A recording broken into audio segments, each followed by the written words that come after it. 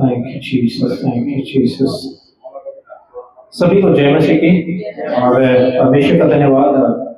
जितने लोग लाइव जुड़ेंगे उन सभी को भी जय मसीह की। और एक बार आप यहाँ से चेक कर लीजिएगा, इस वक्त हम लाइव आ चुके हैं। बोलिए, चेक कर लो। Thank you Jesus. ओके, और जितने लोग जुड़ेंगे उन सभी को भी जय मसीह और परमेश्वर का धन्यवाद आज के दिन के लिए कि किस तरह पूरा सप्ताह परमेश्वर ने संभाला और हमें इकट्ठा किया कि हम उस परमेश्वर की महिमा करें, स्तुति करें, जय जयकार करें। कितने लोग आनंदित हैं आज प्रभु के भवन में आकर, ताकि हम इकट्ठे होकर प्रभु की महिमा, स्तुति और जय जयकार करें। हालेलुया। और आप सभी जानते हैं कि यह परमेश्वर का अनुग्रह है कि उसके अनुग्रह से हम लोग इकट्ठे हो पाए। नहीं तो जब लोगों को तकलीफ में देखते हैं तो पता चल जाता है कि तकलीफ होती है। बोलने में आसान होता है, तकलीफ बोल दिया क्या गया, लेकिन जो तकलीफ से गुजर के निकलता है उसको पता होता है। दर्द, तकलीफ और कहते हैं सताव, उससे जो होके गुजरता है उसको पता चलता है कि महत्व क्या है, इनका वैल्यू क्या है। राइट। सो परमेश्वर महान है कि हर एक दुख से, कलेश से बचा के रखता है, प्रोटेक्ट करता है, संभालता है। सो उस महान पवित्र परमेश्वर का हम धन्यवाद करेंगे। और यहाँ इकट्ठे हैं हमें सप्ताह में एक दिन मिलता है ताकि हम परमेश्वर की महिमा करें, अपने दिलों को खोलकर, अपनी आवाज को, अपने गले को खोलकर हम उसकी महिमा करते हैं। और उसकी महिमा की क्या है, गीत भी गाते हैं। और जो गवाहियाँ हमारे जीवन में होती हैं वो गवाहियाँ भी हम लोग क्या है देते हैं। जैसे आप लोग प्रभु की महिमा के गीत गा चुके हैं और गवाहियाँ भी क्या है दे चुके हैं। समय है परमेश्वर के वचन का, और प्रभु महान है कि आप प्रत्येक सप्ताह एक टॉपिक के साथ, एक विषय के साथ बात करते हैं, एजुकेट करते हैं। मैं आपको बताता चलूं क्यों मसीह की शिक्षा आप तक सही रीति से पहुंचे अनिवार्य है। कितने लोग जानते हैं खुदावंद का कलाम कहता है कि ज्ञान के ना होने के कारण, आगे कंप्लीट करेंगे, कौन सा ज्ञान? परमेश्वर का ज्ञान या संसार का ज्ञान? परमेश्वर का ज्ञान। एग्जैक्टली। ये ज्ञान वो नहीं है जिसकी ज्ञान की तलाश में उस वक्त भी लोग, शास्त्री, फरीसी, सब लोग क्या है ज्ञान की तलाश में रहा करते थे। आज भी क्या करते हैं, ज्ञान की तलाश में है, लेकिन ये वो ज्ञान है जो परमेश्वर का है, सही ज्ञान है। जब आप प्रियो फिलिप्पी की पुस्तक से जब आप लोग पढ़ते हैं और भूमिका में देखते हैं कि फिलिप्पी के नाम पौलुस की पत्री जो है, पौलुस विलेज की क्या है पत्री। और आप जानते हैं वहां पर जो एक कुछ मुख्य बातों को कहते हैं, वो कहते हैं कि वहां की गलत शिक्षाओं से पौलुस दुखी था। क्या था? शिक्षाएं तो थी, बाहर की नहीं, अंदर की, कि कुछ लोग मसीह की शिक्षा दे रहे थे लेकिन उन गलत शिक्षाओं से, शिक्षा थी लेकिन गलत शिक्षा थी, उन गलत शिक्षाओं से पौलुस क्या था? दुखी था। और वह अपने विश्वास के द्वारा समझाता है। और जानिएगा, सो अपनी सारी कठिनाइयों के बावजूद, अभी मैं जिक्र कर रहा था ना सताव, वो कहता है मैं खुद अपनी स्वयं की कठिनाइयों के बावजूद साहस और भरोसा रखना सिखाता है और निवेदन करता है कलीसिया से कि वे अपनी स्वार्थी अभिलाषाओं, कौन सी अभिलाषाएं? अपनी स्वार्थी अभिलाषाओं को छोड़ेंगे। कौन? बाहर वाले या चर्च वाले? चर्च वाले। यानी कि चर्च के अंदर स्वार्थ अभिलाषाएं जन्म ले चुकी थी, अंदर आ चुकी थी, ये उसको तकलीफ थी। वो चाहते थे कि स्वार्थी अभिलाषाओं और घमंड, कहते हैं चर्च में घमंड आएगा, अवश्य आएगा, पौलुस उसी की बात कर रहे हैं। स्वार्थी अभिलाषाएं क्या हो सकती है? स्वार्थी अभिलाषाएं कुछ बनने की, कुछ दिखने की, कुछ होने की, वो स्वभाव जो संसार का है और संसार का हाकिम हम जानते हैं कि वो नई नई बातों को उत्पन्न करता है, इच्छाओं को उत्पन्न करता है और विरोध को भी उत्पन्न वही करने वाला है। स्वार्थी अभिलाषा और घमंड को छोड़कर प्रभु यीशु के जो नम्र स्वभाव है उसमें आने की चर्च को आज आवश्यकता है। चर्च में कौन कौन है जी? कौन कौन? हम सब मतलब पास्टर। एग्जैक्टली सिस्टर ने सबसे पहले पास्टर को डाल दिया। बिल्कुल एग्जैक्टली। सिखाने वाला ठीक नहीं होगा तो फिर सीखने वाले के लिए क्या बोलेंगे? कई को देखते हैं सिखाने वाला ही फिल्मी गाने गा रहा है, चर्च को कह रहा है तुम भी गाओ, कोई दिक्कत नहीं है। सोच लीजिएगा, वाकई में बिल्कुल सही कहा आपने। यह एक अच्छी क्लैप करेंगे हम इस पर। सिखाने वाला सही हो कि जो औरों को सिखाता है, क्या खुद नहीं सीखता बातों को। पास्टर, चर्च, कलीसिया, बिशप, जितने भी ओहदों पर हम लोग रखते हैं, टीचर्स, एवेंजलिस्ट, अगर आपके अंदर संसार का स्वभाव और मसीह का जो नम्र स्वभाव है वह नहीं है तो आप जानिए बड़ी तकलीफ में है। आप लोग क्या करते हैं? तो प्रभु यीशु के नम्र स्वभाव को अपनाए, है ना? और वह बताता है कि मसीह में उनका जीवन परमेश्वर के अनुग्रह का एक दान है। आप कहते हैं जब लोगों से मुलाकात करते हैं, खुदाबंद के खाते में लोगों से, विश्वासियों से मुलाकात करते हैं और आप ये कहते हैं कि बड़े दीन व्यक्ति थे, मुलाकात करते हैं, विशिष्ट लोग गए थे, ब्रदर गए थे, बड़े हम्बल पर्सन थे वो, खुदा के लोग ने इससे मुलाकात की। तो ये जानिएगा कि जो हम्बलनेस है, जो दीनता है, जो नम्रता है, वो परमेश्वर की ओर से आती है। खुद पौलुस इस बात का जिक्र कर रहा है। खुद पौल जो साउल था वो लोगों को सताया करता था, कहता है ये जो स्वभाव है ये मसीह का स्वभाव है जो मेरे अंदर आता है, ये उसका दान है। हालेलुया। किसका दान है? मसीह का दान है। जब आप नम्र हो जाए अपने स्वभाव को, कहते हैं क्यों संसार के स्वभाव को छोड़कर मसीह के स्वभाव को अपनाने की आज क्या है? चर्च को क्या है? आवश्यकता है। और कहता है ये मैंने विश्वास के द्वारा पाया ये दान। मैं यहूदी था इसलिए नहीं पाया मैंने, मैं खतना वाला था इसलिए नहीं पाया मैंने। किससे पाया? विश्वास के द्वारा पाया है। आइए उस सर्वशक्तिमान परमेश्वर का, जो राजाओं के राजा, प्रभु के प्रभु, अति महान और प्रिय, आदर के योग्य और जिसके स्वभाव में आज चर्च को, मनुष्य को, हर एक व्यक्ति को, हर एक व्यक्ति जो आस्था से मानने वाला है, कोई भी हो दुनिया का, आज मसीह के स्वभाव को अपनाने की जरूरत है। मसीह का स्वभाव क्या है? बुराई के बदले बुराई नहीं करता, निंदा के बदले निंदा नहीं करता, मारने के बदले मारने, श्राप के बदले श्राप नहीं देता, वरन उल्टा उसका आशीष देता है। कहता अपने सताने वालों के लिए प्रार्थना करो, आशीष दो। राइट? आइए उस महान पवित्र परमेश्वर का हम धन्यवाद करें और ये गुजारिश करें कि खुदाबंद हम में से वो स्वभाव जो कलेश को लेके आता है, घमंड को लाता है, ऊपर और नीचे और बड़े और ये ओहदे को बना के लेके आता है, उस स्वभाव को परमेश्वर हमारे से दूर करे। और क्योंकि ये शैतान जो कलह का है, ये स्वभाव जो कलह लेके आता है वो शैतान की ओर से है, तो वो स्वभाव जाए और मसीह का नम्र स्वभाव हमारे जीवन में आए। आइए कैसे हम लोग दुआ करेंगे और परमेश्वर का धन्यवाद करेंगे। जितने लोग जुड़ चुके हैं मैं वेलकम करता हूँ, जय मसीह करता हूँ। और हम हैं डेली चर्च, आपको वेलकम करते हैं, आपका स्वागत करते हैं। एवरी संडे दोपहर 1 बजे यहाँ से लाइव आते हैं, प्रभु की महिमा करते हैं। और ये डेली चर्च है, मैं गुजारिश करूंगा यहाँ से आप में से कोई भी जन दिखा दें और आप तालियां बजाकर या हाथों को हिलाकर क्या है प्रभु की क्या है तारीफ कर सकते हैं। जी आप करिए प्लीज फटाफट। हाँ जी, हालेलुया। या क्लैप करेंगे, प्रभु की तारीफ कर सकते हैं। Hallelujah, praise the Lord. प्रभु सब आनंदित हैं कि प्रभु ने अपनी दया से जो है आज का दे दिया। आइए प्रियो हम लोग प्रार्थना करेंगे। जी थैंक यू जीसस। आइए दुआ में हम लोग चलते हैं। सर्वशक्तिमान परमेश्वर, राजाओं के राजा, प्रभु के प्रभु, अति दयालु और करुणा करने वाले परमेश्वर, आपका धन्यवाद करते हैं। आपने अपनी करुणा से आज का दिन दिया, जब पूरा सप्ताह संभाला, प्रभु हमें हर एक बुराई से बचाए रखा, हर एक रोग से बचाए रखा। प्रभु जी हम जानते हैं दुनिया में बहुत बुराइयां हैं, लोग पापों में फंसे हुए पैर पे। प्रभु आप हमारी हर एक बुराई से प्रोटेक्ट करते हैं, प्रभु संभालते हैं।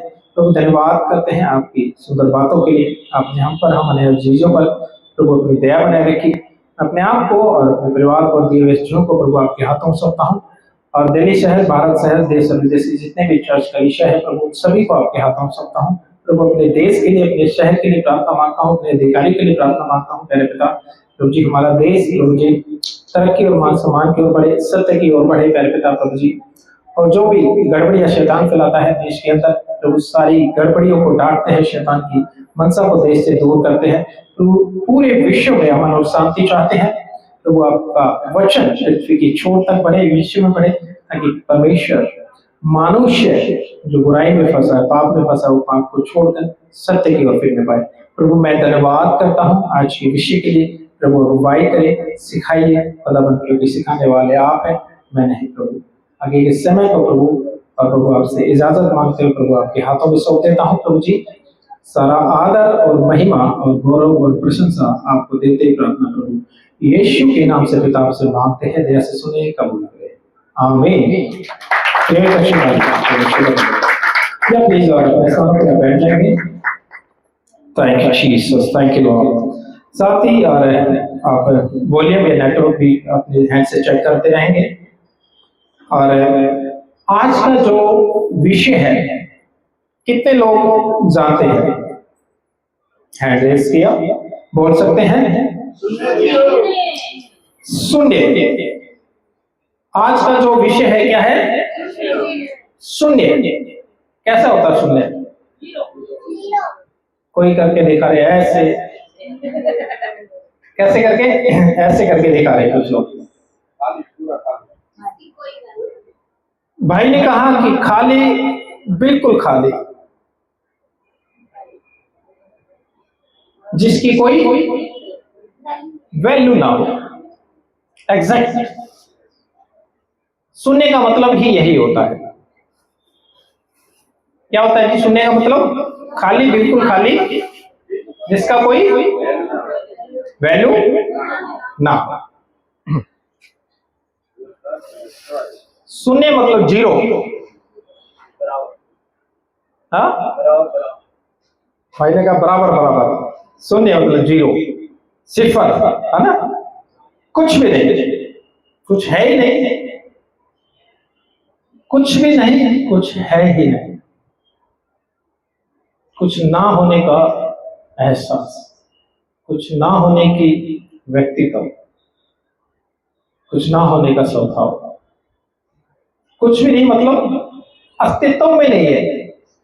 क्या होता है? अस्तित्व। अस्तित्व मतलब एग्जिस्ट ही नहीं करता है, राइट? यह कुछ भी नहीं है। क्या कह सकते हैं जी? कुछ भी नहीं, या कुछ भी नहीं होने की अवस्था है, एक ऐसी पोजीशन है। क्या है जी? एक ऐसी पोजीशन है।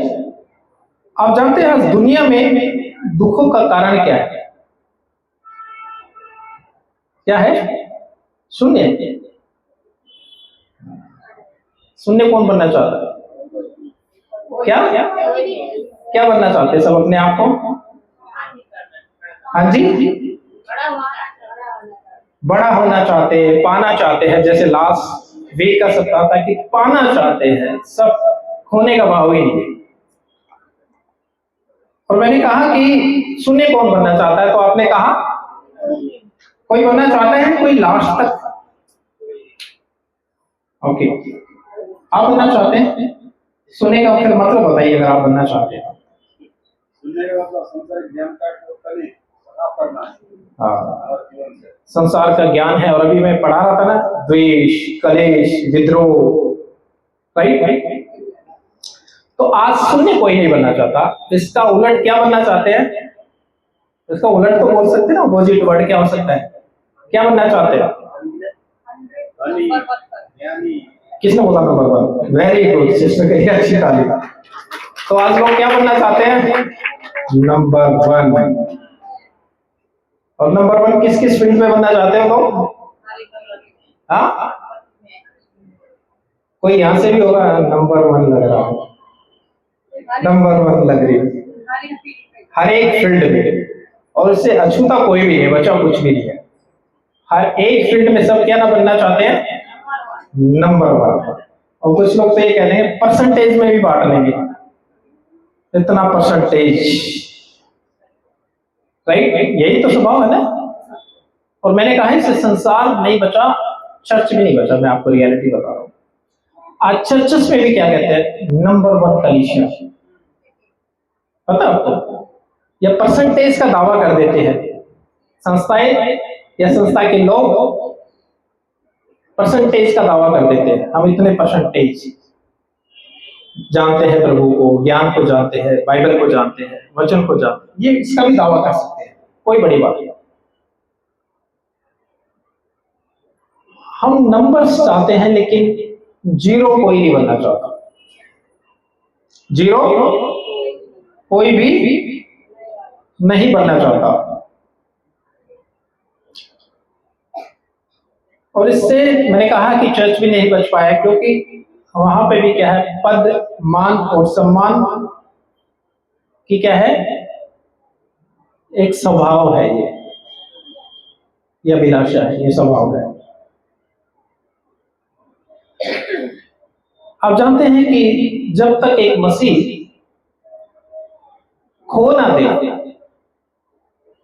कि उस स्वभाव को, जो आपको कुछ होने का स्वभाव कराता है, अगर उसको आपको खो ना दे, तब तक आप मसीह को क्या है, पूरी तरह ना पा पाएंगे। पौलुस ने भी अपने आप को क्या कर दिया था, उन बातों के लिए खो दिया था कि जो उससे एहसास कराती थी कि तू क्या है। आप जानते हैं कि जो लोगों को पीटने वाला, चर्च और कलीसिया को सताने वाला, आज वो चर्च और कलीसिया और मसीह के लिए क्या है, खुद पीट रहा है। तो उसने अपना जो व्यक्तित्व था उसको क्या कर दिया, जीरो कर दिया था, खो दिया था उसने। मैंने कहा तकलीफ का कारण यह है कि जब आप अपने आप को कुछ होने को स्वभाव में ले आते हैं, राइट? सोचिए कोई अपने आप को जीरो ही कर दे, जीरो होने से क्या होगा, ना कोई पद का कोई एटीट्यूड, ना कोई नॉलेज का एटीट्यूड, ना ज्ञान का, ना कुछ होने का। भाई हंस रहे हैं क्योंकि दुनिया में कोई भी जीरो नहीं बनना चाहता, लेकिन ये आध्यात्मिक और आत्मिक बातें हैं। जब तक आप संसार में, संसार की बातों से आप जीरो ना हो जाए और प्रभु में ना हो जाए, संसार को खोना ना शुरू कर दे, तो प्रभु में तब क्या है, आप पाते हैं। तो इस स्वभाव को क्या है, आज अपनाने की क्या है, जरूरत है कि जो कुछ होने का स्वभाव कराती है वही क्या करती है, दुखों का कारण होती है। तो अपने आप को जीरो किया जा सकता है। आप बहुत जगह जाते हैं, जब आपको पूछा नहीं जाता तो आपके अंदर एक भाव निकल के आता है, तो पूछा ही। अभी मैंने एक बोली, देखो सिस्टर बैठी साइड में, मेरी तरफ देखा भी नहीं, जय मसीह को नहीं देखा, एटीट्यूड आ गया, घमंड आ गया। करते हैं ना कई बार ऐसा। अच्छा, सीनियर है, लीडर है, पास्टर है, देखा ही नहीं हमारी तरफ तो बोला ही नहीं कुछ। अब जानते हैं जब ये स्वभाव आता है तो कुछ यही दुखों का कारण है, तकलीफ का कारण। उसको पूछ लिया, मुझे नहीं पूछा, उसको आगे कर दिया, मुझे को आगे नहीं किया। और मैंने कहा कि बाहर छोड़ दीजिए, बाहर को चली जाए।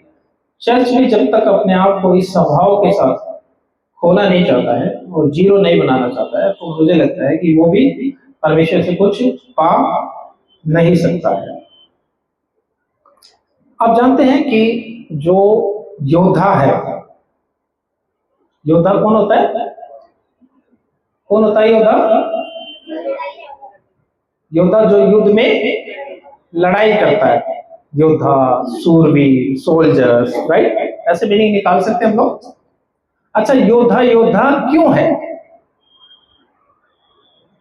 बताइए, कुछ तो बताइए।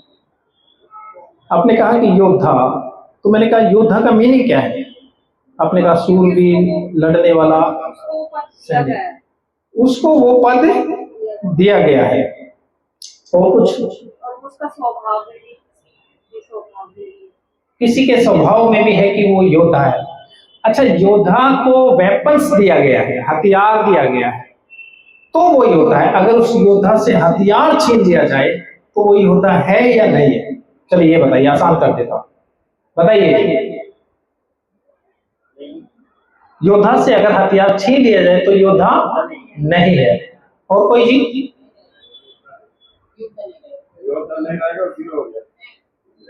योद्धा, मैंने कहा, मेरा क्वेश्चन था योद्धा योद्धा क्यों है? सोल्जर्स क्यों है, वॉरियर क्यों है वो? तो मैंने कहा कि अगर क्या उसके पास हथियार है जब तक वो सोल्जर्स है? सबका ये, किसी एक का कोई आंसर? अगर योद्धा से हम उसके वेपन्स ले लेते हैं तब भी योद्धा रहेगा क्या वो? कैसे? इतने लोगों में से मुझे कुछ एक डिफरेंट आंसर आ रहा, मैं प्लीज आपको बुलाना चाहूंगा, ये माइक लेके आएंगे प्लीज कम, क्योंकि इस पॉइंट को समझना बहुत जरूरी है और मुझे लगता है ये आपको एजुकेट करेगा। जी ब्रदर, माइक ऑन करके इधर आ जाइए। कौन है? आप यहाँ देख लीजिए, वरना उसमें तो आए रहे। जी बोलिए। वो उसके पास में स्किल था ना, जैसे पहले सीखी थी युद्ध में, और वो युद्ध करने आता है, इसलिए योद्धा है। वो हथियार से उसकी मदद कर रहे हैं, पर उसके अंदर जो स्किल है उसी से हथियार वो चला रहा है। अगर वो नहीं करेगा नहीं तो क्या काम है? और आपका जो आंसर है कि उसकी स्किल्स है, उसकी एबिलिटी है, और मैंने कहा कि योद्धा से अगर हथियार ले ली जाए तो तब भी योद्धा है। तो आपने कहा तब भी योद्धा है। हथियार तो कोई भी ले सकता है ना, बस चलाने नहीं आएंगे तो क्या बात है, एक अच्छी ताली होनी चाहिए। वेरी गुड, खड़े रहिए, खड़े रहिए, कंप्लीट करते हैं इसको। मैंने कहा योद्धा योद्धा क्यों है, और आपने कहा, और मैंने कहा क्या हथियार है, वेपन से तब तक योद्धा है? आपने कहा हाँ, योद्धा तो तभी है। आप जानते हैं कि योद्धा योद्धा ही है, सोल्जर सोल्जर ही होता है। वो होता है अपने शौर्य से, अपने पराक्रम से, राइट? किससे होता है वो? हथियार के दम पे योद्धा नहीं होता। क्या बोला जी? हथियार के दम पे योद्धा नहीं होता कि हथियार दे दिया तो योद्धा, हथियार नहीं है तो योद्धा नहीं।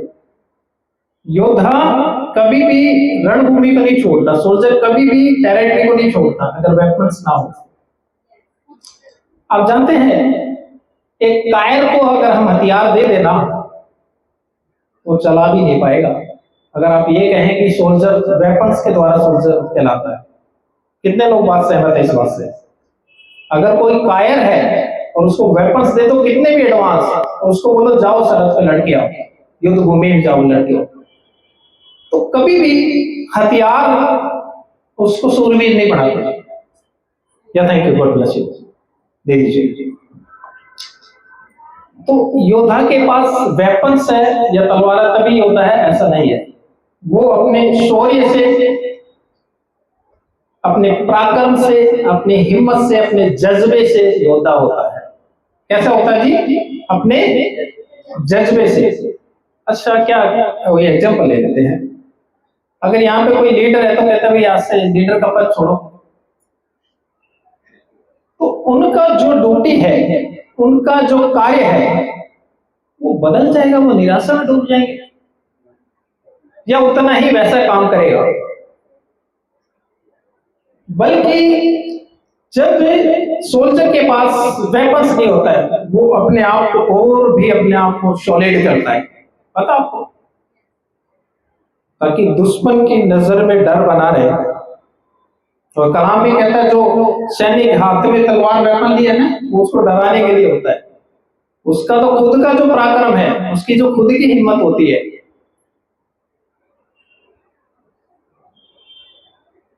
अगर किसी से पद ले लिया जाए तो वो उसी क्वालिटी के साथ, उसी ड्यूटीज के साथ काम करेगा या फिर ठंडा हो जाएगा? कैसा होगा? बताइए बताइए कैसा होगा? सेम होना चाहिए। ऐसा तो नहीं कि कोई ओहदा या पद था जब तक वो योद्धा था, नहीं। योद्धा जो होता है वो योद्धा ही होता है। और मैंने कहा कि वो कभी भी शर्त को छोड़ के नहीं भागता। कितने लोग एग्री करते हैं? और सोल्जर्स की जो गाथाएं हैं आपको सुनने को भी मिलती हैं, सीखने को भी मिलती है। किस तरह सोल्जर्स ने जब उनके पास हथियार की कमी हुई या गोला बारूद की कमी हुई, उसके बावजूद भी उन्होंने सीमा को नहीं छोड़ा। उसके बावजूद भी वो दुश्मन से क्या करते हैं? लड़े, भागते नहीं है, वो मुकाबला करते हैं टेक्निक के साथ, सोच के साथ, दिमाग के साथ कि कैसे उसको हराना है, क्या करना है। तो योद्धा जो है वो पराक्रम से है, हथियार से नहीं है। और आप जानते हैं कि हर एक सोल्जर सम्मान के योग्य है जो सरहद की रक्षा करता है। So I tribute to salute and honour to all soldiers, they are protect their country. Hallelujah. हम अपने सोल्जर्स के लिए, योद्धाओं के लिए क्या है, क्लैपिंग कर सकते हैं कि बिना हथियारों के होते हुए भी क्या है, वो सरहद की क्या है, रक्षा करते हैं।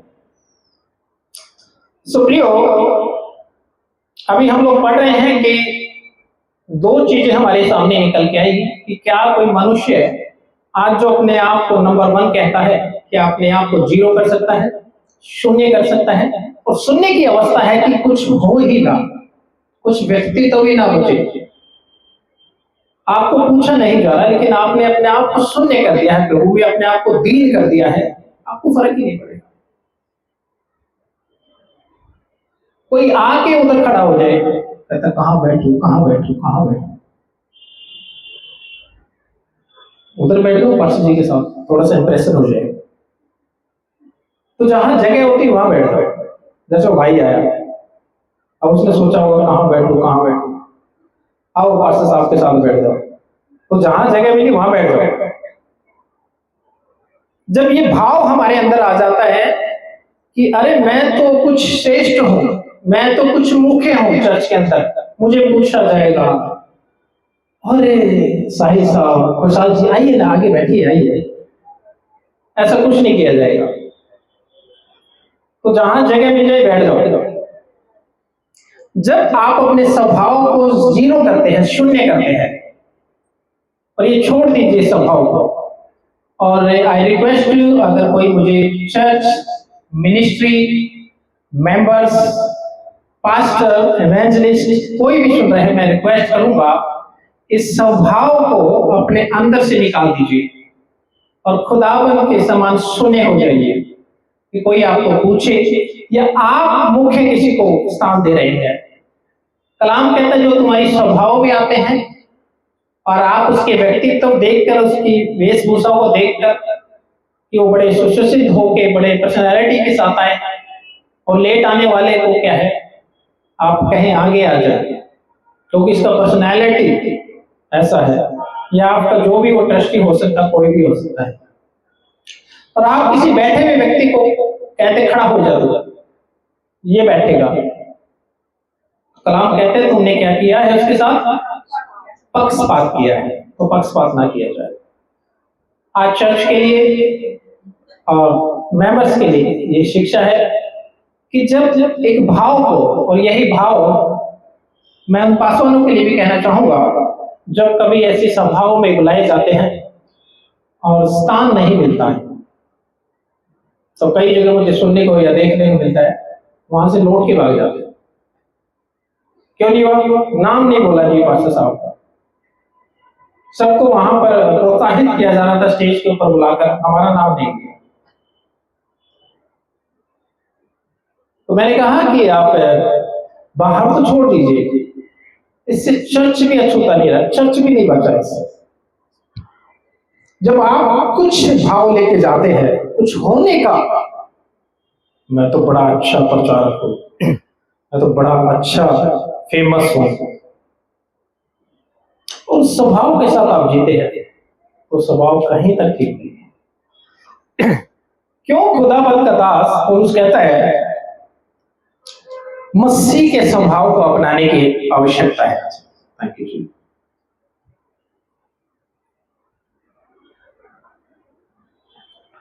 किसकी जरूरत है? मसीह के स्वभाव की आवश्यकता है। नहीं तो आप संसार के स्वभाव को अपनाएंगे तो अपने आप को कुछ होने का स्वभाव आपको क्या है? बेचैन करता है। वही घमंड का कारण है, वही ईर्ष्या का कारण है, वही गलत शिक्षाओं का कारण है। पौलुस इसी बात को कहता है कि और इसी बात से परेशान था वो, और पत्री लिखता है कि जो गलत शिक्षाओं के क्या है मैं बड़ा दुखी हूं, जो घमंड करती है। इसलिए कहता है कि मसीह के स्वभाव को, उसके नम्र स्वभाव को क्या है अपनाने की क्या है आज, क्या है जी आज आवश्यकता है। तो क्यों कहते हैं मसीह के स्वभाव को अपना लो। जैसा मसीह यीशु का स्वभाव ऐसा ही तुम्हारा भी, यानी हम सब का स्वभाव ऐसा हो। अब मसीह का स्वभाव कैसा है वो जानने जा रहे हैं। तो स्वभाव के ऊपर बात कर चुके हैं। संसार में जब आप पाने की चेष्टा करते हैं वही आपके दुखों का कारण होता है, लेकिन जैसे आप संसार में खोने का भाव रखते हैं, मसीह में आपको आत्मिक आशीष पाने का क्या है आप भाव करते हैं, वो आपको क्या करते हैं मिलता है। मेरे प्रियो, वह जो अस्तित्व में था, जिससे सृष्टि का निर्माण हुआ, वह अस्तित्वहीन हो गया। कितने लोगों को समझ में आया? वह जो सृष्टि में था, सृष्टि से पहले था, जिसके द्वारा सृष्टि रची गई, जो अस्तित्व में था वह अस्तित्वहीन हो गया। हालेलुया। किसके बारे में बात हो रही है? या प्रभु यीशु के बारे में। आइए और कलाम के द्वारा हम लोग पढ़ने जा रहे हैं। हम पढ़ेंगे पहले ही पुस्तक उत्पत्ति अध्याय 1 आयत नंबर 1 का 1 पढ़ेंगे और फिर लास्ट में 26 भी पढ़ेंगे। समय को बचा के थोड़ा सा जल्दी करेंगे। जी। आदि में परमेश्वर ने आकाश और पृथ्वी की सृष्टि की। ये आपको समझना पड़ेगा।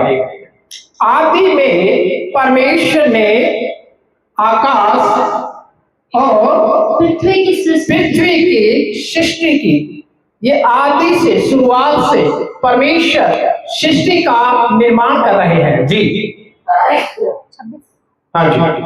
और आप जानते हैं इससे आगे परमेश्वर ने आकाश, पृथ्वी, जीव जंतु, सृष्टि, सब कुछ, एवरीथिंग क्रिएटेड द गॉड, सब कुछ परमेश्वर ने बताया। बाइबल बिल्कुल क्लियर करती है, कथा कहानियों के लिए कि कब बना, किसने बनाया, बिल्कुल ऐसा नहीं है। जी आयत नंबर 26 इसका। फिर परमेश्वर ने कहा, जी हम मनुष्य को अपने स्वरूप के अनुसार। यहाँ आपको समझना पड़ेगा, और यहाँ पे कहा कि हम मनुष्य को अपने स्वरूप के अनुसार। कहा है कि मैं मनुष्य को अपने स्वरूप को बनाऊंगा, ऐसा लिखा है। हाँ, प्लूरल, बहुवचन। यहाँ पे आदि की बात हो रही है। जब हम कहते हैं कि यीशु कौन है, उसके अस्तित्व पर सवाल उठाते हैं, तो यहाँ पर आदि से जब सृष्टि का निर्माण ही किया जा रहा है, तो सृष्टि से पहले प्रभु यीशु है। आज से 2025 साल पहले वो आए मनुष्य बनकर, लेकिन अस्तित्व में थे सृष्टि के निर्माण से पहले। और वो कहते हैं आओ जी हम मनुष्य को अपने स्वरूप के अनुसार जी अपनी समानता में बनाए। हाँ। और वे समुद्र की मछलियों, हाँ, और आकाश के पक्षियों, घरेलू पशुओं और सारी पृथ्वी पर और सब रेंगने वाले जंतुओं पर जो पृथ्वी पर रेंगते हैं अधिकार रखे। क्या रखे? और सब जीव जंतु पर क्या करेगा मनुष्य? अधिकार रखेगा। तो कौन कह रहे हैं? प्रभु यीशु और परमेश्वर इस बात को क्रिएट कर रहे हैं। जी हम लोग पढ़ते हैं यूहन्ना की पत्री अध्याय 1 आयत नंबर 5। जी कौन सी पत्री? यूहन्ना की? यूहन्ना गॉस्पेल सुसमाचार चैप्टर, हाँ चैप्टर 1 वर्स नंबर 5।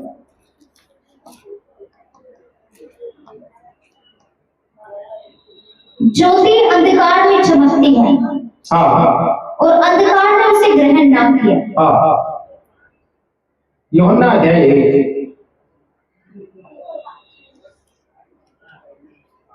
यूहन्ना 1:5। हाँ हाँ, आयत नंबर 1 से पढ़ो पहले। आदि में वचन था, आदि में वचन था। हाँ हाँ। और वचन परमेश्वर के साथ था, और वचन परमेश्वर के साथ था। ये आदि की बात हो रही है जो बाइबल की पहली ही पुस्तक बताती है। बाइबल की पहली ही पुस्तक आदि सृष्टि के निर्माण को बता रही है कि आओ हम मनुष्य को अपने स्वरूप अपनी समानता में बनाए। तो जो अस्तित्व पर सवाल उठाते हैं प्रभु यीशु के 2500 साल 2025 साल पहले आया है, तो वो आदि से था, शुरुआत से था। जी जी। आदि में वचन था, हाँ। और वचन परमेश्वर के साथ था। जो जो परमेश्वर ने वचन कहा, सृष्टि बने, आकाश बने, पेड़ बने, पौधे बने, जल बने, सब कुछ होता चला गया वचन के अनुसार। आदि में वचन था और वचन परमेश्वर के साथ था। जी। और वचन परमेश्वर था, और वचन ही क्या था? परमेश्वर था। जी। यही आदि में परमेश्वर के साथ था। यही आदि में परमेश्वर के साथ था। सब कुछ उसी के द्वारा उत्पन्न हुआ। सब कुछ उसी के द्वारा उत्पन्न हुआ, यानी कि सब कुछ परमेश्वर प्रभु यीशु के द्वारा उत्पन्न हुआ। इसलिए परमेश्वर ने कहा आओ हम मनुष्य को अपने स्वरूप अपनी समानता में बनाए। जी। और जो कुछ उत्पन्न हुआ है, हाँ, उसमें से कोई भी वस्तु उसके बिना उत्पन्न नहीं हुई। उसके बिना, यानी कि उसके प्रभु यीशु के बिना कोई भी चीज उत्पन्न ना हुई। हाँ हाँ। उसमें जीवन था। उसमें क्या था? जीवन था। हाँ जी। और वह जीवन मनुष्यों की ज्योति था। वह जीवन जो था मनुष्य की ज्योति था। ज्योति अंधकार में चमकती है, हाँ। और अंधकार ने उसे ग्रहण ना किया। जी। एक मनुष्य हाँ। परमेश्वर की ओर से आ उपस्थित हुआ, हाँ। जिसका नाम यूहन्ना था। हाँ। वह गवाही देने आया कि ज्योति की गवाही दे। किसकी गवाही दे? ज्योति की गवाही दे। तो आप यहां तक मुझे लगता है समझ पाए होंगे, जो अस्तित्व में था वो क्या हो गया हमारे लिए? अस्तित्वहीन हो गया। आइए हम लोग पढ़ते हैं फिलिपियों की पुस्तक से अध्याय 2 आयत नंबर 1 से लेकर 11 पढ़ेंगे।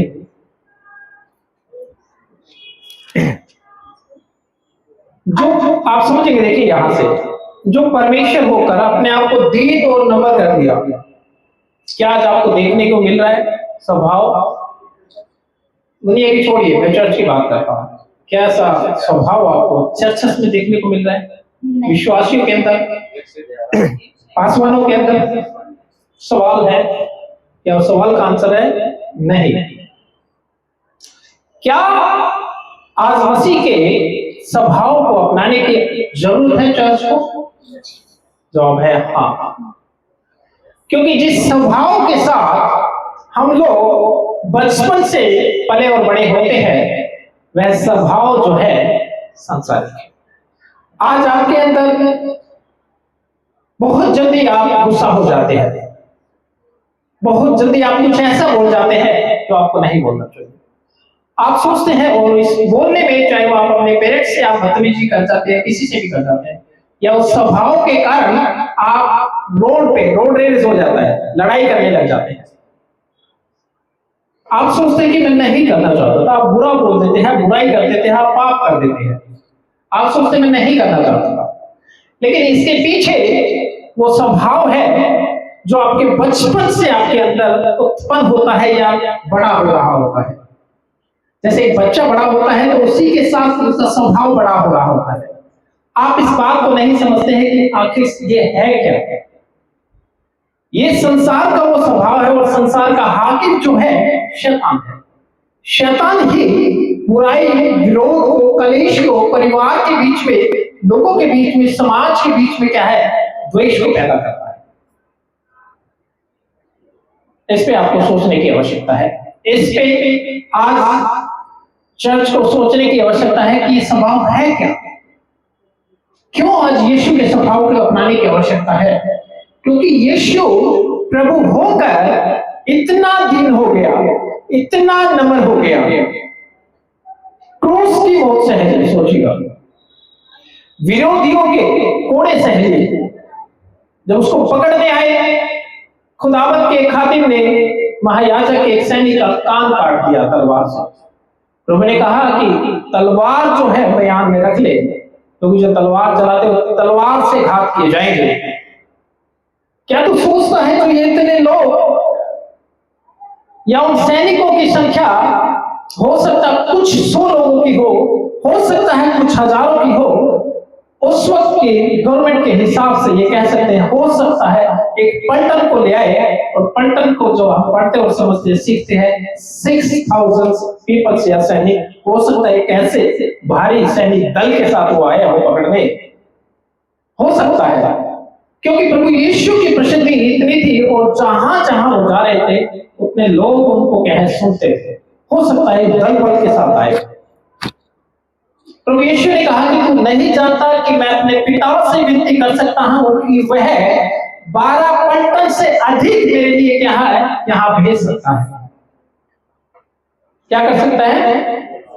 12 पलटन। और हम उसके गवर्नमेंट के रूल के हिसाब से लगाए, रोमन गवर्नमेंट के हिसाब से, तो 72,000 प्रभु उसकी सहायता के लिए प्रभु यीशु के लिए क्या है भेज सकता था अपने दूतों को। और बाइबल बताते हैं कि एक दूत ही 1,85,000 लोगों को मार गिराया था उसने।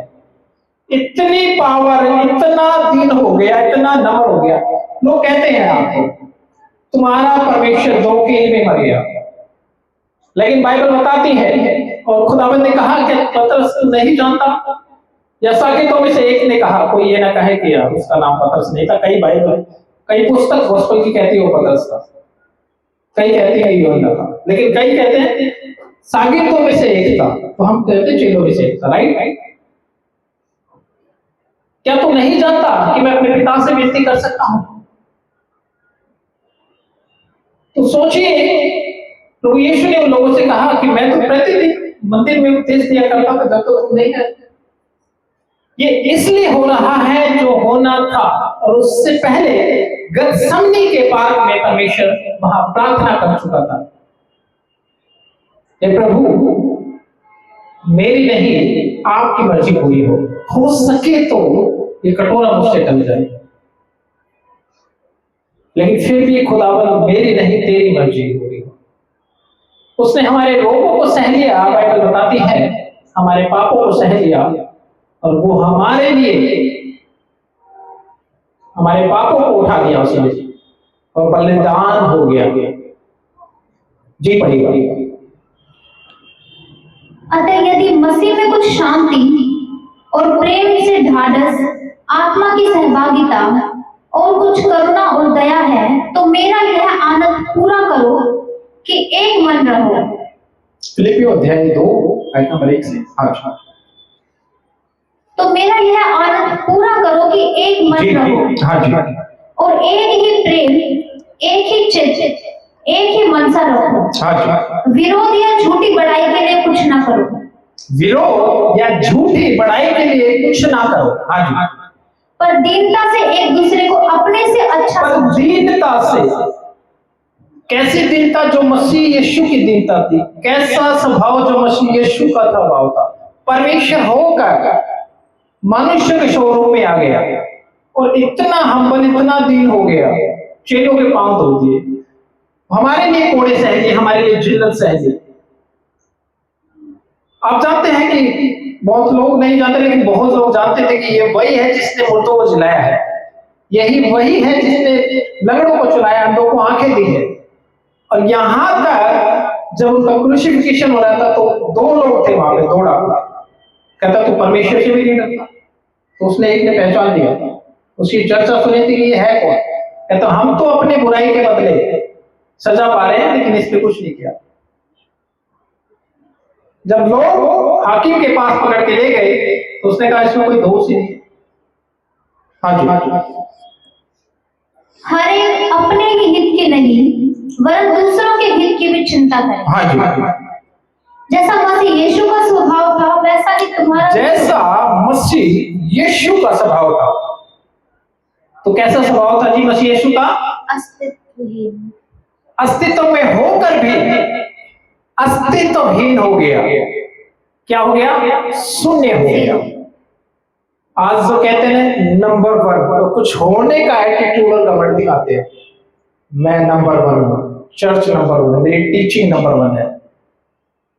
तो सोचिए, घमंड यीशु प्रभु ने भी नहीं दिखाया कहीं तक। और यहां छोड़िए, खुदाबंद के प्रेरितों ने भी कोई घमंड नहीं दिखाया। कहता है तुम जानते मैं कौन हूं? हम प्रभु के साथ रहने वाले प्रेरित है, तुम हमारे सामने बोलोगे। तो परमेश्वर क्या चाहते हैं? आप जो कहते हैं नंबर 1, ये नंबर 10 नंबर 100 नंबर ये परसेंट, प्रभु कहता है कि शून्य। क्योंकि जब आप शून्य बनते हैं तो कुछ होने का भाव खत्म कर देते हैं। जब आपके लिए फिर कुछ भी कहा जाए तो आपको उस पर असर ही नहीं होता, क्योंकि आप शून्य हो चुके हैं। राइट? हाँ जी। जैसा मसीह यीशु का स्वभाव था वैसा ही तुम्हारा भी स्वभाव हो। ऐसे स्वभाव की आवश्यकता है कि दीन और हम्बल और नम्र हो जाए और शून्य हो जाए। यहां आपको समझना पड़ेगा, और ये मुझे नहीं लगता कि आपने कितनी बार टीचिंग को सुना है। कितने लोगों ने सुना पहले इस पे प्रचार? किसी ने भी नहीं? ओके। अभी तक आपने ये सुना होगा कि नंबर 1 हम है, नंबर 1 हम है, राइट? सब नंबर 1 बनने के चक्कर में लगे गए। अब मेरी समझ में नहीं आता इनको नंबर 1 की पोजीशन कौन देता और कहां से मिलती है। सारे जिसको देखो नंबर 1 पे चल रहे हैं जी। नंबर 1 की कंडीशन, नंबर 1 का पास्टर, और पास्टर भी कहता है नंबर 1। तो मेरे यीशु ने तो अपने आप को नंबर 1 नहीं कहा। वो शून्य हो गया, अस्तित्व में होकर, परमेश्वर होकर, प्रभु होकर दास का स्वरूप बना लिया। राजा होकर चरनी में पैदा हो गए, साधारणतः में पूरा जीवन बिता दिया। आज के व्यक्ति, आज के शिक्षक कोई ऐसी पर्सनालिटी में आते हैं तो बड़ा घमंड एटीट्यूड दिखाते हैं। उनको कोई समझाओ कि समझ ही नहीं आता। कहता तू कौन है समझाने वाला? और जब उनसे कुछ पूछ लिया जाए कि भाई ये क्या है, ये क्या तरीका है तुम्हारे बात करने का, तुम्हारा तरीका या तुम्हारे उठने बैठने का, जानते क्या कहते हैं? तेरे बाप का क्या जाता है, मेरे बाप ने दिया है। तो ये समझना आपको जरूरत है। अगर आप उसको अपना बाप कह रहे हैं तो ये समझना आपको जरूरत है कि वो राजा होकर, वो प्रभु होकर, वो परमेश्वर होकर वो इतना दीन हो गया, इतना नम्र हो गया, इतना साधारण हो गया। अब जानते हैं कि आप जब आप लोगों से मिलते हैं तो लोग कहते हैं कि इसका जो स्वभाव है इसके बाप के जैसा है। कितने लोग समझते हैं इस बात को? आपके पेरेंट्स से आपको जज कर लिया जाता है, राइट? भाई तुम फलाने के पोते हो, अरे तुम्हारे दादाजी बड़े अच्छे हैं। ये देखते कौन है?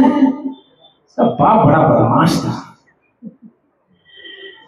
अच्छा बदमाश था सब? क्यों, क्या हो गया? अरे बाप था तो छोड़ दो, क्या हो गया? अरे ये कम नहीं है, वो 1 नंबर ही है, 10 नंबर ही है बदमाशी में। क्या बात आई? स्वभाव की बात आई। किसकी बात आ रही है? स्वभाव की बात आ रही है। स्वभाव के कारण जब आप अच्छे माता पिता के हैं, और मसीह में विशेषकर आपके अच्छे कार्य, मसीह में जब परमेश्वर ने अब्राहम को बुलाया तो जान लीजिए उसके वंश के लिए आशीष ठहरा दी गई। लेकिन वहां पर एक दान को, एक त्याग को करना था कि उसको अपने घर को ही छोड़ना था। खुदाबंद ने कहा अपने देश को, अपने लोगों को छोड़ दे, मेरे पीछे आ जा। अब नाम आशीष का मूल ठहरा, जानते ना आप लोग पढ़ते हैं, तो क्या बात है, स्वभाव की बात है। आपके पेरेंट्स जब अच्छे स्वभाव के हैं तो आपके लिए बोला जाता है ये फलाने का बेटा है। अच्छा, मैं एक इंसिडेंट यहां से आपको जोड़ूंगा। पिछले दिनों में मुझे जाना पड़ा अपने होम टाउन, तो वहां जानते हैं कि मेरे लिए पूछा उन लोगों ने कि भाई फलाने जो व्यक्ति हैं और वो तो मेरे उनके बेटे आएंगे, तो उन्होंने कहा आएंगे वो मैरिज में, मेरी बात हुई है। तो जैसे ही मैं उस समारोह में शामिल हुआ तो सारे मेरे लोग देख कर खुश हो गए। मैंने सोचा, मैंने सबको ग्रीट किया, नमस्ते किया, तो उन्होंने कहा जो लोग बैठे थे ये आप ही बात कर रहे थे। मैंने कहा अच्छा जी, क्यों? कह रहे आपके पिताजी को याद करते थे क्योंकि उनके साथ उनका उठना बैठना था। क्या था? उठना बैठना था। तो आप जानिएगा पिता के स्वभाव से भी क्या है आपको पहचान लिया जाएगा। पिता के स्वभाव से आपको पहचान लिया जाएगा। जो ये कहते कि यीशु मेरा पिता है, तो वो ये कहेगा तेरे बाप का क्या जाता है, तू कौन होता है मुझे समझाने वाला? और उसके अंदर घमंड होगा, ऐसा है नहीं। तो आप समझ लीजिएगा, अगर आप ये कहते हैं कि वो मेरा बाप है, कौन? यीशु, तो यीशु का स्वभाव जरूर आपके अंदर होगा। लेकिन विरोध, कलेश, झूठी बातें करना, बुराई करना, झूठ बोलना, निंदा करना, दोष लगाना, ये यीशु का स्वभाव नहीं है। किसका स्वभाव है ये? शैतान का स्वभाव है। बेटा बाप के जीन्स से या स्वभाव से पहचाना जाता है। अगर यीशु के है, यीशु का स्वभाव आएगा। ये बात को पौलुस साबित करता है कि जो ये दान है स्वभाव का, नंबर स्वभाव का, मुझे मसीह की ओर से मिला है। कितने लोगों की समझ में आई ये बात? स्वभाव किसकी ओर से आएगा? अगर आप ये कहते हैं यीशु मेरा बाप है, नम्रता आ जाएगी, दीनता आ जाएगी, वो शून्य होने का भाव आ जाएगा। लेकिन जैसे ही आप इसके ऑपोजिट देखते हैं और ये कहते हैं हम नंबर वन है, घमंड देखते हैं, तो जानिएगा यीशु को कहीं तक नहीं जानता और वो अपने बाप से ही पैदा हुआ, और पाप बाप से ही आता है, नम्रता भी बाप से आती है। हालेलुया। हाँ जी, पढ़िए। जैसा मसीह यीशु का स्वभाव था वैसा ही जी तुम्हारा भी स्वभाव हो। ऑफ कोर्स, बिल्कुल होना चाहिए। अगर आप एक मसीह कहते हैं अपने आप को, जी, जिसने परमेश्वर के स्वरूप में होकर भी परमेश्वर के तुल्य होने को हाँ जी अपने वश में रखने की वस्तु ना समझा। तो जब उसको छू रहे थे ना, जब ठंडा करते थे, उस वक्त लोग ठंडा कर रहे थे यीशु को। अरे तू तो परमेश्वर है, बोल तेरे को किसने मारा? उसको पीछे से मार दे। तू तो भविष्यद्वक्ता है, तू तो नबी है, तू तो परमेश्वर है, तो उसका भेजा हुआ, तू तो मसीहा है, बोल ना किसने मारा तेरे को? अब छुड़ा लेना अपने आप को। क्या कर रहे थे? उसका मजाक कर रहे थे। फिर से ये लाइन पढ़ो।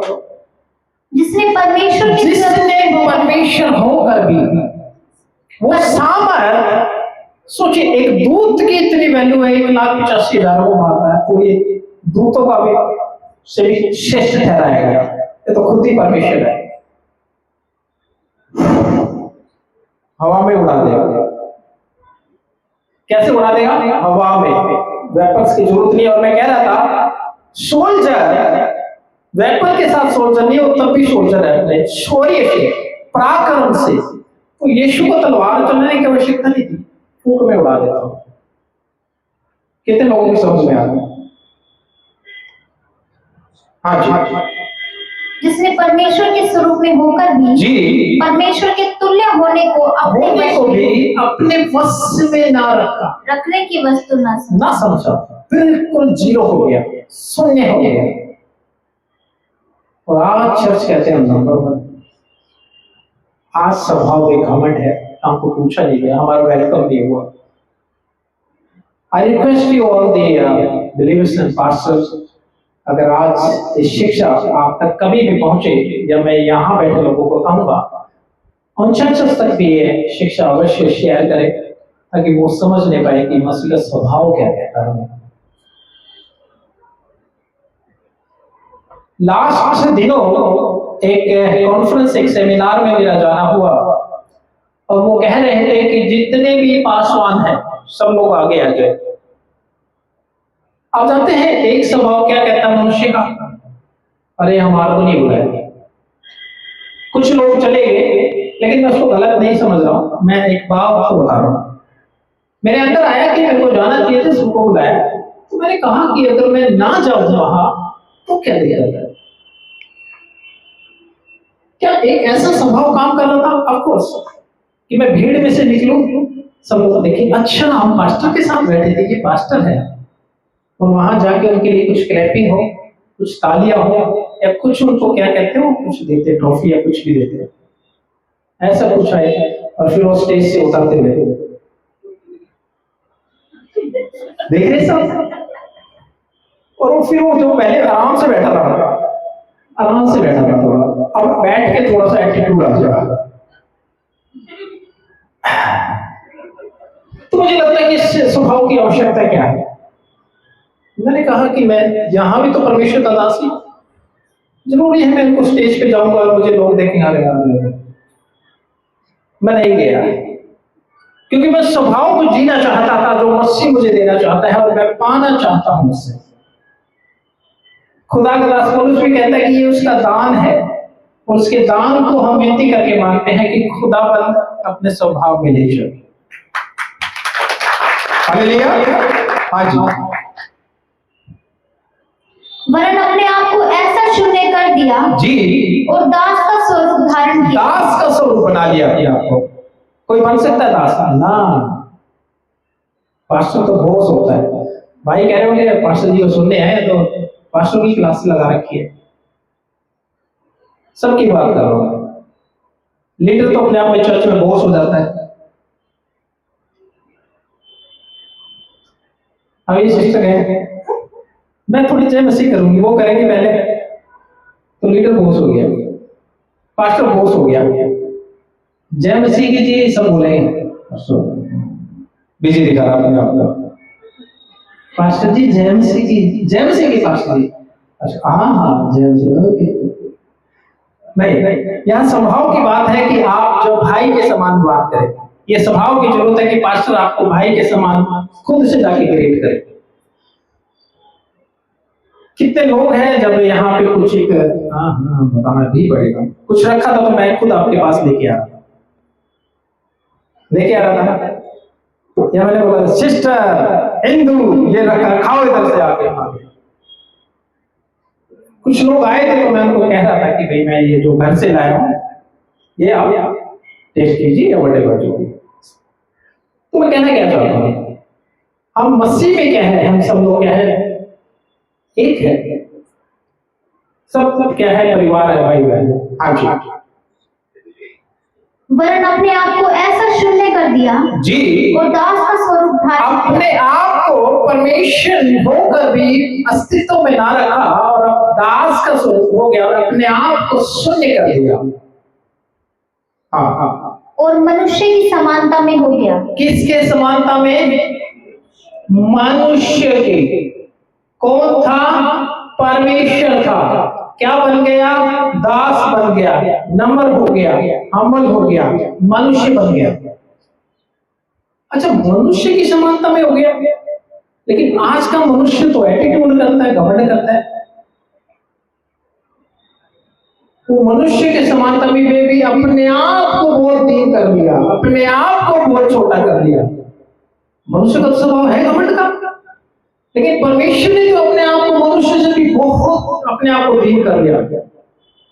ये समझना पड़ेगा कि यीशु की महत्व क्या है, उसका स्वभाव क्या है, उसका मनुष्यत्व क्या है, उसका व्यक्तित्व क्या है, उसकी पर्सनैलिटी क्या है। वो तो इतना भी घमंड रख सकता था कि मैं मनुष्य हूं, और मनुष्य होने के कारण अरे मैं मनुष्य हूं और मैं यीशु हूं, मैं तो सामर्थ करता हूं। आज देखिएगा, आप जब कुछ सामर्थ के काम करते हैं आपके अंदर एक स्वभाव आ जाता है, एटीट्यूड वाला, आता है नहीं आता? आ जाता है। तो ये स्वभाव किसका? मनुष्य का।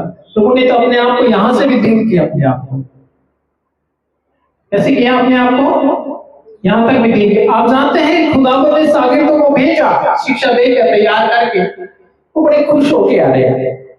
क्या कर रहे हैं? प्रभु जी हमने बड़े बड़े काम किए, बड़े सामर्थ के काम किए। प्रभु ने कहा ठीक है, ओके, तुमने जो बड़े बड़े काम किए हैं, उस सामर्थ के काम किए हैं, तो इस बात से प्रसन्न ना हो, वरन इस बात से प्रसन्न हो कि जीवन की पुस्तक में तुम्हारे नाम लिखे जाए। हालेलुया। मत्ती अध्याय 7 और आयत नंबर 21 जब कहते हैं हे प्रभु, प्रभु कहता है हे प्रभु, और हे प्रभु करने वालों, ऐ चमत्कार करने वालों, मेरे नाम से सामर्थ के काम करने वालों, मैं तुमको नहीं जानता हूं। क्यों नहीं जानते? क्योंकि तुम मेरी आज्ञाओं में, मेरे स्वभाव में नहीं चलते। सामर्थ के काम तो होंगे क्योंकि उसके नाम से किए जाते हैं, लेकिन परमेश्वर उनको नहीं जानता जो उसके स्वभाव में ही है। अब वो दावा कितना ही बड़ा करते, कितना नंबर 1 कर लिया, कितना 100% बना दिया अपने आप को, क्या चाहता है? क्या चाहता है? अपने आप ही डिग्री बांट लो, क्या दिक्कत है? राइट जी, पढ़िएगा। वरन अपने आप को ऐसा शून्य कर दिया जी, और दास का स्वरूप धारण किया जी, और मनुष्य की समानता में हो गया। हाँ, और मनुष्य के रूप में प्रकट होकर, मनुष्य के स्वरूप में प्रकट होकर, स्वरूप में प्रकट होकर अपने आप को दीन किया। अपने आप को किया दीन किया। दीन मतलब बिल्कुल नम्र कर दिया, बिल्कुल छोटा कर लिया अपने आप को। जी जी। और यहाँ तक आज्ञाकारी रहा जी कि मृत्यु, हाँ, क्रूस की मृत्यु भी सह ली। मृत्यु, हाँ, क्रूस की मृत्यु। और आप जानते हैं क्रूस की मृत्यु क्या है? कितने लोग जानते हैं क्या है? किसको दी जाती है? अपमानजनक मृत्यु। वो क्रूस की मृत्यु को भी उसने सह लिया। इतना नम्र हो गया, इतना सामर्थ्य, इतना पावरफुल। सोच लो, परमेश्वर होकर भी अपने आप को जीरो कर दिया। चर्च कहेगा कि हमें क्यों जरूरत है यीशु के स्वभाव में आने की? मैं कहता हूं बिल्कुल जरूरत है आपको मसीह के स्वभाव में आने की। आपका उद्देश्य मसीह में आए थे जब खूब प्रेम करते थे, खूब प्रार्थना किया करते थे, खूब संगति किया करते थे। अब आपके हाथों से काम होना शुरू है, अब आप आलसी हो जाए। कहता है अधर्म के बढ़ने से भक्तों का प्रेम क्या पड़ेगा? ठंडा हो जाएगा। तो ध्यान करिएगा, सोचिएगा कि अधर्म का अटैक हुआ है। ये मत सोचिए कि अरे अब मुझे जरूरत नहीं है, नहीं, अभी भी जरूरत है। दुख में, कलेश में, ताव में दानियल 3 बार प्रार्थना करता रहा, जबकि उसके ऊपर आदेश पारित हो चुका था। आज भी आवश्यकता है ठीक है हम उसके स्वभाव में पाए जाए। सामर्थ के काम करें, टीचिंग की बात करें, आप 10 जन बैठता है, खुदा पसंद ही नहीं करता मैक्स इन चीजों को तो नहीं, क्योंकि वही यहाँ पर तो खुद ही यहाँ पर कटेक्ट कर रहे हो। प्रभु हमने तेरे नाम से दुष्ट आत्माओं को निकाला, मुर्दों को जिलाया। प्रभु कहता है शो व्हाट, तो आ गया, मेरे तो स्वभाव भी नहीं है, तो इससे क्या हो गया? प्रभु उसको जानता है, उसको पहचानता है, उसको प्रिय कहते हैं जो उसके स्वभाव में चलता है। हाँ जी। इस कारण परमेश्वर ने उसको अति महान भी किया। इस कारण परमेश्वर ने उसको अति महान भी किया। जी जी। और उसको वह नाम दिया हाँ, जो सब नामों में श्रेष्ठ है। Oh hallelujah. उसका नाम प्रभु यीशु है जो सब नामों में श्रेष्ठ है। जी जी। कि जो कुछ स्वर्ग में हाँ और पृथ्वी पर और पृथ्वी के नीचे है, जी, जो कुछ कहाँ है जी, बोलिएगा। स्वर्ग में है, पृथ्वी पर है और पृथ्वी के नीचे है जी, वे सब यीशु के नाम पर वो घुटना टेकेंगे। सारे एक नाम जो सर्वश्रेष्ठ है, सबसे ऊंचा रखा गया, वो नाम है यीशु, उसके सामने क्या करें सब लोग? घुटना टेकेंगे। घुटना टेकेंगे। हालेलुया, प्रेज गॉड, प्रभु की महिमा हो। हाँ जी और परमेश्वर पिता की महिमा के लिए जी, हर एक जीव अंगीकार करे हर एक जीव अंगीकार करे कि यीशु मसीह ही प्रभु है। यीशु मसीह ही क्या है? प्रभु है। हालेलुया, प्रेज गॉड, प्रभु की महिमा हो, स्तुति हो, बड़ाई हो। मेरे प्रियो, और जितने लोग यहाँ पर है, आई होप आज के विषय से जो कि है सुने, और सुने का मतलब आप जान पाए किससे संबंधित है कि जो अस्तित्व में था, जो मौजूद था, जो अल्फा ओमेगा, आदि और अंत, शुरुआत और अंत तक रहेगा, वह परमेश्वर प्रभु यीशु कितना दिन हो गया अपने आप को शून्य कर दिया। आज आपको, मुझे, चर्च को आवश्यकता है, आसमानों को जरूरत है कि वो मसीह के स्वभाव में अपने आप को दीन करे, अपने आप को नम्र करे, और अपने आप को प्रभु के सामान क्या करे? शून्य करे। जब आप संसार के स्वभाव में कुछ पाने की हसरत रखते हैं, तो जानिएगा आपके अंदर एक ऐसा स्वभाव काम कर रहा है जो मसीह यीशु का नहीं है। जब संसार के में आप खोने का भाव रखते हैं, तो मसीह यीशु से आत्मिक आशीष पाने का क्या है? आप क्या है? स्वभाव रखते हैं। तो आप सबको आशीष करें। जय मसीह।